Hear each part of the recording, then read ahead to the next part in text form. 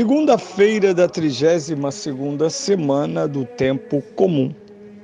Eu sou o Padre Pedro Paulo e começamos agora mais um programa, a Bíblia no Mundo de Hoje.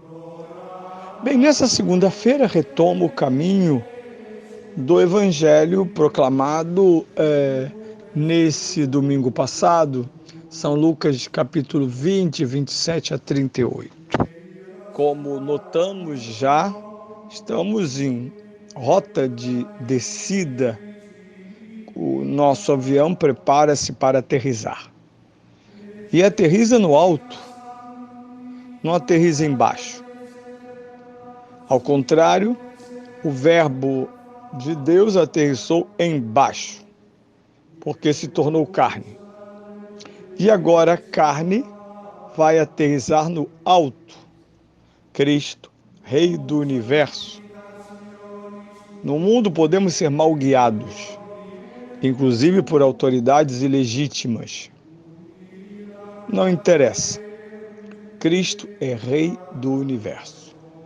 E as coisas que parecem decisão de poucos poderosos, alguns terrivelmente invisíveis, outros mais visíveis, todas essas decisões são temporárias e as maléficas, apesar de causarem danos ingentes às gerações, elas serão corrigidas pelo Cristo, que é Rei do Universo. Mas falaremos sobre isso daqui a 2 semanas, já que o tempo litúrgico começa a sua conclusão, inicia-se a sua conclusão, e por isso mesmo alguns temas já surgem, sobretudo na segunda leitura.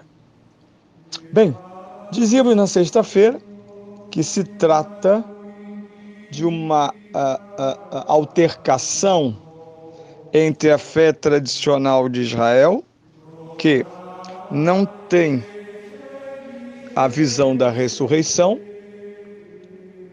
e a fé cristã.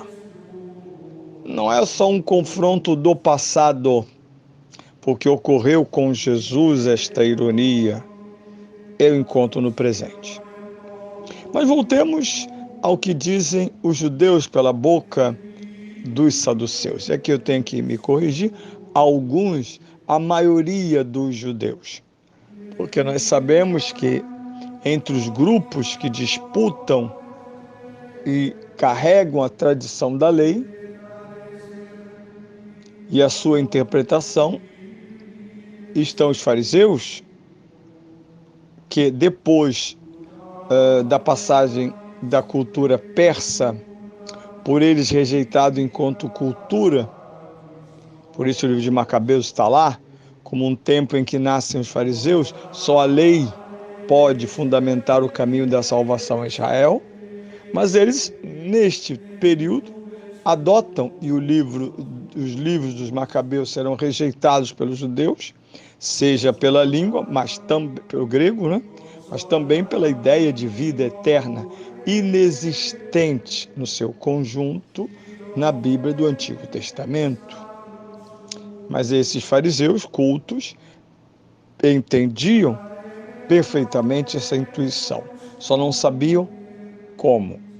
Mesmo Ezequiel, quando fala daquela reencarnação, no sentido que a carne volta ao esqueleto daquela figura metafórica no deserto, fala, na verdade, da reconstituição, não tanto da ressurreição, mas da reconstituição de Israel, que diante dos olhos do profeta vive de restos mortais, mas precisa ser revigorado.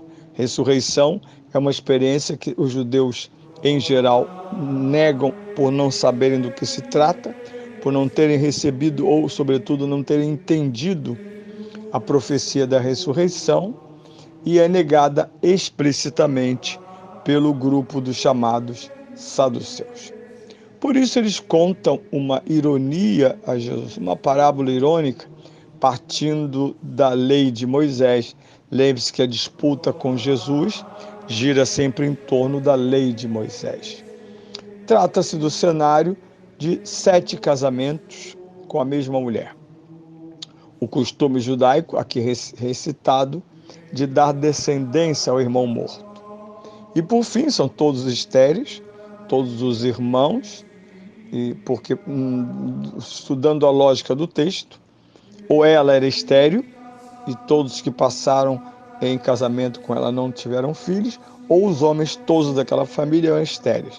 Mas isso também não posso afirmar, porque como o casamento, os judeus admitiam 2, 3 casamentos, a monogamia não era reinante, então não sabemos dizer. Mas o que interessa é que 7 casais com a mesma mulher não tiveram filhos. E a pergunta sarcástica dos saduceus é, bem, de qual destes será ela esposa na ressurreição? Na verdade, para eles, ressurreição era um estado simplesmente posterior à ordem natural. Não era uma nova ordem, não era um novo estado. Nenhum judeu, a não ser São Paulo, por causa do Evangelho, vai chamar Cristo de novo Adão. Não só por causa da ressurreição, mas porque é o homem novo, aquele que nasce no seio da Virgem e morre no alto da cruz. Por isso, Jesus retoma o tema da dimensão escatológica dos sacramentos. Todos os sacramentos têm uma dimensão escatológica, estão vinculados à ação de Cristo e, portanto, nos oferecem frutos de eternidade, além das graças desta vida.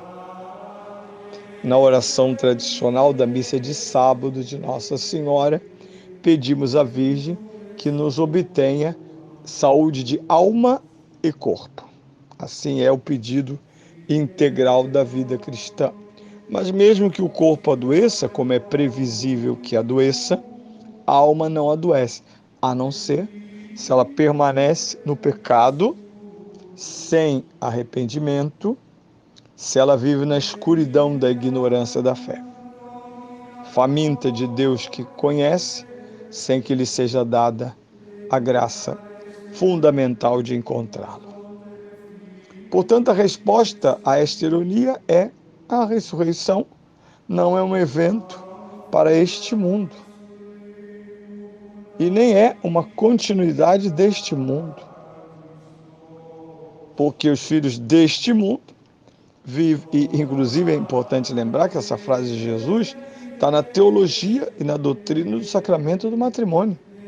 Os filhos desse mundo casam-se e dão-se em casamento.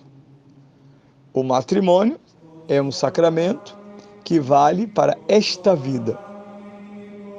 Em relação ao sacerdócio, mesmo um padre que tenha abandonado vergonhosamente o seu ministério, e agora está na moda justificá-lo, dizendo, ele se apaixonou, não sei o que, não sei o que lá. Mas, na verdade, é sempre um desastre. Ora, ao morrer, este ex-sacerdote neste mundo, ou seja, parou de exercer ou foi proibido de exercer as suas funções sacerdotais, será julgado no céu como sacerdote. Enquanto a viúva não é mais uma mulher casada. Mesmo que por vários motivos a cultura possa impor à viúva, e era o caso da viuvez perpétua, uma devoção ao marido morto, a ponto de algumas mulheres acharem, e têm direito de fazê-lo, que não devem recasar-se, algumas até por bom senso, outras porque dizem: vou desrespeitar a memória do meu marido. Os homens parecem ser menos tímidos em recasar-se, visto que muitas vezes são mais dependentes das mulheres que as amam, mas isso depende muito de cada casal. O certo é que a igreja dirá: até que a morte vos separe. Ora, o mundo celeste, portanto, não é o mundo do matrimônio. Jesus diz, na verdade, nem se casam, nem se dão em casamento naquilo que diz respeito à ressurreição. E Jesus conclui, nada fica sem resposta em Jesus, porque eles começaram citando Moisés. Jesus conclui citando Moisés, dizendo: vocês nem entenderam Moisés, não o interpretam bem e querem usá-lo como arma contra a ressurreição. Pois bem, Moisés disse-vos, Deus de Abraão, o Deus de Isaque, o Deus de Jacó. Deus não é um Deus dos mortos, mas dos vivos, porque para ele todos estão vivos.